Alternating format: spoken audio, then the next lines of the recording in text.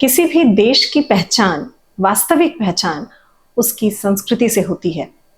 भारतीय संस्कृति धार्मिक है और उसका उसका स्वरूप आध्यात्मिक है। हम धर्म और अध्यात्म के माध्यम से अपनी अपनी उस विशिष्ट व्यक्तित्व को निर्मित करते हैं, उस विशिष्ट व्यक्तित्व का निर्माण करते हैं जिसमें कला, साहित्य, संगीत, धर्म और अध्यात्म के मूल्यों को प्रदर्शित करते हैं। ये वो रेशे हैं, ये वो धागे हैं जो एक दूसरे से बहुत गहराई से जुड़े हुए हैं। अगर हम धर्म को जानते हैं तो हमें कला की भाषा आती है। अगर हम कला को देखते हैं तो हमें धर्म के वास्तविक गुणों और मूल्यों का परिचय मिल जाता है। प्रमुख हिंदू देवी देवताओं के प्रतिमा लक्षण के अध्ययन संबंधी इस 4 हफ्ते के मॉड्यूल में स्वयं के माध्यम से एक प्रयास किया जा रहा है कि हम अपनी सांस्कृतिक धरोहरों को समझने का, उसकी प्रतीकात्मकता को जानने का विशेष प्रयास करें।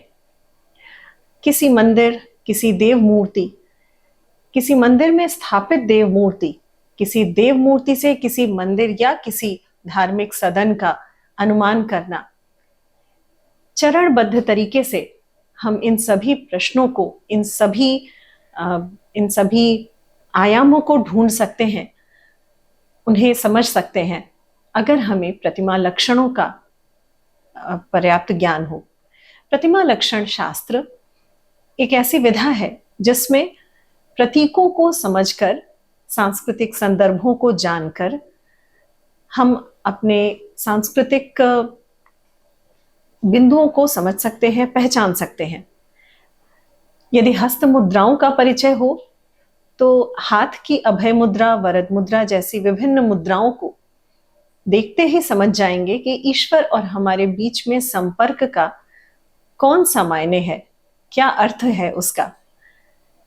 यदि स्थानक मूर्ति है अथवा आसन मूर्ति है तो वहां पर हमारा झुका हुआ सिर हमें मार्ग दिखा सकता है कि क्रियाशीलता या योगस्थ अवस्था किसकी शरण में हम जाने के लिए उद्यत हैं, सन्नद्ध हैं।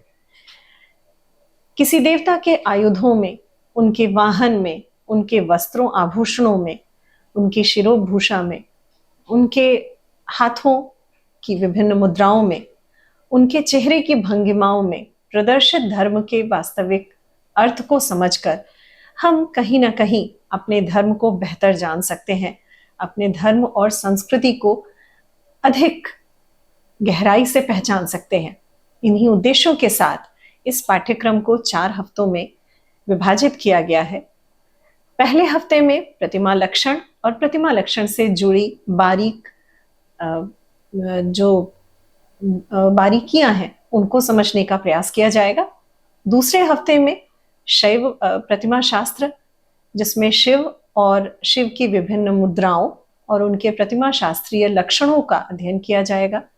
तीसरे हफ्ते में हम विष्णु के प्रतिमा लक्षण संबंधी विभिन्न आयामों को खंगालेंगे और चौथे हफ्ते में कुछ अन्य देवी देवता, जिसमें मुख्य रूप से पंचायतन जो पूजा है, यानी शिव और विष्णु के अतिरिक्त देवी, गणेश और सूर्य, इनके प्रतिमा लक्षण और उनके तत्वों को अध्ययन किया जाएगा। और साथ ही अध्ययन किया जाएगा कार्तिकेय के प्रतिमा लक्षण को, क्योंकि वो शैव परिवार के सदस्य हैं।